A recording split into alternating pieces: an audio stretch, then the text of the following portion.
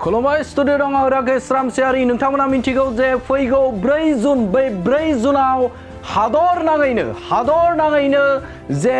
जानानै थांनाय जे बिसायख'थि लकसभा बिसायख'थि आरो बे लकसभा बिसायख'थिनि जे फिथाइ बे फिथाइखौ होनाय जागोन थामहिनबा बे सानखालि काउन्टिं खालामगोन आरो बेखौ लानानैनो हादर नाङै जे फैबाय थानाय समाव सोर जागोन जे हादरनि खुंगिरिया सोर जागोन बे गोबां सुबुंफोरनि गेजेरावनो मोनसे सोंथि आरो बेखौ नेगासिनो दङ लाख भटार्स बिथांमोना बे समाव नोंथांमोननो बड'लेण्ड बुब्लिनि गेजेरजों जे आसामाव जानानै थांनाय जे मोन 14 जा लकसभा बे लकसभानि जे फिथाइ बे फिथाइया माबायदि जाथावना आरो गुबुन खौरां बिजों बे खौरां बिजोङाव नोंथांमोना नुनो मोनदों थामहिनबा नोंथांमोना फोसावनायखौ नुनो मोनदों जे गुबुन जे खौरां बिजों बे खौरां बिजोङाव फोसावनाय जे एग्जिट पल बे एग्जिट पल होनायखौ नोंथांमोना नुनो मोनदोंमोन बे गुबुन जे नेशनेल आरो इन्टारनेशनेल आरो रायजोआरि जे खौरां बिजों बे खौरां बिजोंफोराव जे बिसायख'थिखौ लानानै जे आगु एग्जिट पल बे एग्जिट पलखौ होनायखौ नोंथांमोना नुनो मोनदों आरो बेनिनो जेरै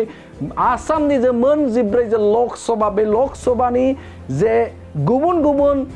खौरां बिजोंफोरा आसामनि टप 5 थामहिनबा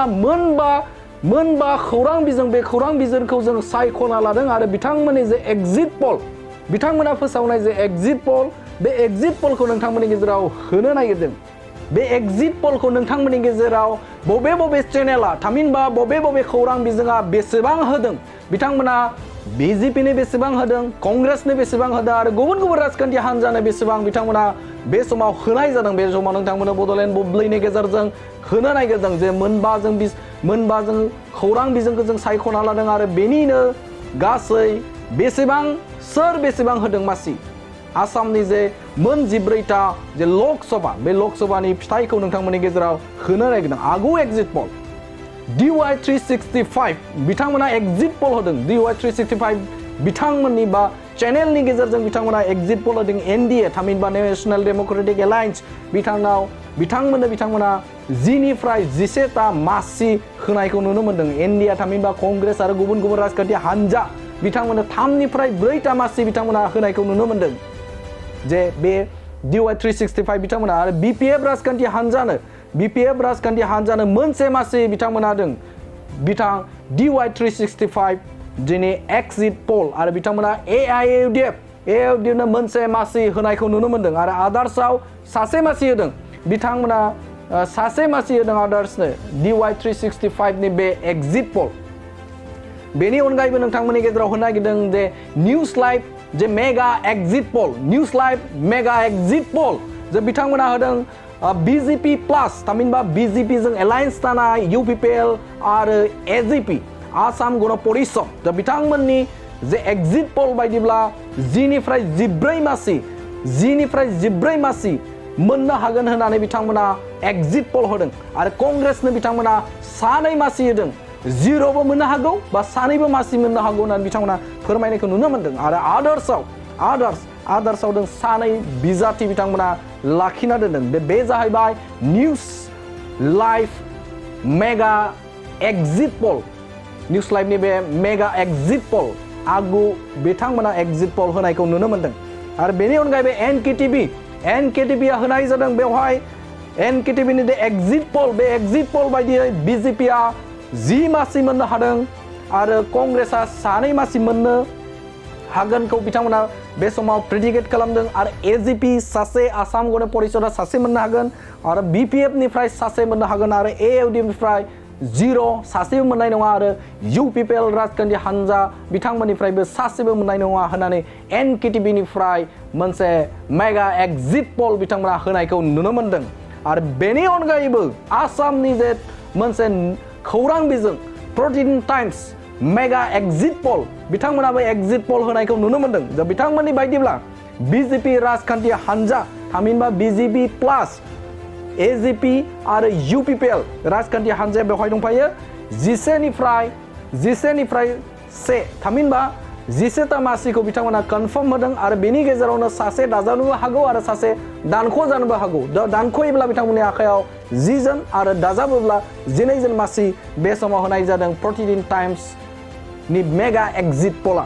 आरो कंग्रेसनो बिथांमोना 3 बिजाथि बिथांमोना होदों 3 देरहागोन होननानै बिथांमोना बुंदों आरो बेनि गेजेरावनो सासे माइनास जानो हागौ बा सासे दानख' जानोबो हागौ आरो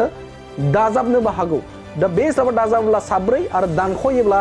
2 मासि बिथांमोना मोननो हागोन कंग्रेसआ एवदेबनो बिथांमोना मासि होआखै एवदेबनो मासि होआखै आरो आदार्सनोबो बिथांमोना मासि होनायखौ नुनो मोनाखै आरो बेनि अनगायैबो आरोबाव नोंथांमोननो मोनसे चेनेल जाय आसामनि जे टप 5 आव जों बिथांमोनखौबो जायगा होनाय जादों थामहिनबा बिथांमोनखौ जों नुनो मोनो बे जाहैबाय ND24 निउज डेइलि 24 दा बिथांमोननि एक्जिट पोल बायदिब्ला BJP राजखान्थि हान्जानो BJP प्लास बिथांमोना होदों 12 जन मासि होदों आरो कंग्रेसनो बिथांमोना सासे मासि होदों आरो AIUDF बिथांमोना सासे मासि होदों बिथांमोना BJPनो 12 मासि होदों कंग्रेसनो सासे मासि होदों बे जाहैबाय निउज डेइलि 24 नि ND24 नि बे exit poll mega exit poll नोंथांमोना बे समाव आसामनि जे टप 5 जों निउज चेनेलखौ जों लानाय जादों आरो आसामनि टप 5 निउज चेनेलनि जे एक्जिट पोल आगु बिथांमोना बे समाव सानदों जे आगु बबे बे समाव बिथांमोना जे सानदों जे एक्जिट पोल थामहिनबा बिथांमोना फोरमायनाय बायदिब्ला दे आसामनि जे मोन 14टा मासि बे मासिनि गेजेराव बबे राजखान्थि हान्जाया बेसेबां मासि मोननो हागोन BJPआ बेसे मोननो हागोन BJP प्लासआ बेसेबां मोननो हागोन कंग्रेसआ बेसेबां मोननो हागोन BPF राजखान्थि हान्जाया बेसेबां मोननो हागोन AIUDFआ बेसेबां मोननो हागोन बे समाव आसामनि जे मोनबा जे टप निउज चेनेल बे निउज चेनेलनि थामहिनबा खौरां बिजोंनि जे बिथांमोननि एक्जिट पोल बे एक्जिट पोलखौ नोंथांमोननो बड'लेण्ड बुब्लिनि गेजेरजों बे समाव होनाय जाबाय आरो बिथांमोननि बायदिब्ला नोंथांमोननो फोरमायबाय जे बबे राजखान्थि हान्जाया बेसेबां मासि मोननो हागोन आरो बेखौ फैगौ 4 जुनावसो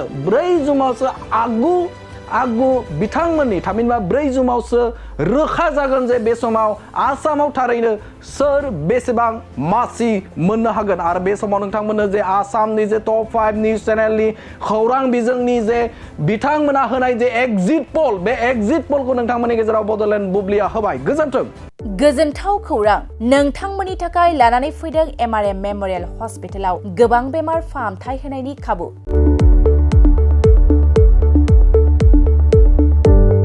बेमारि सुबुंफोरनि थाखाय गोजोनथाव खौरां MRM मेम'रियेल हस्पिटालाव मोजां रोंगौथि गोनां डक्टरफोरजों बेमारि सुबुंफ्रा मोजां फाहामथाय लानो हानाय सुबिदाखौ लानानै फैबाय MRM मेम'रियेल हस्पिटाला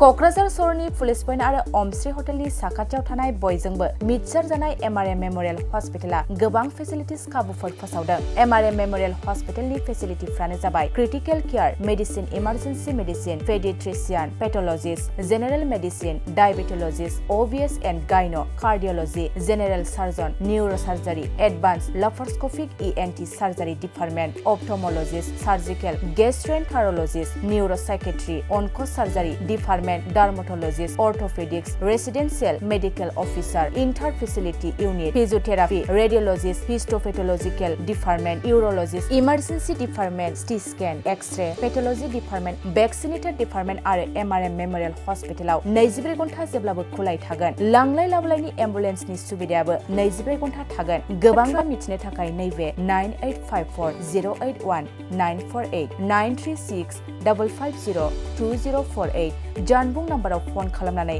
नोंथाङा मिथिनानै लानो हागोन।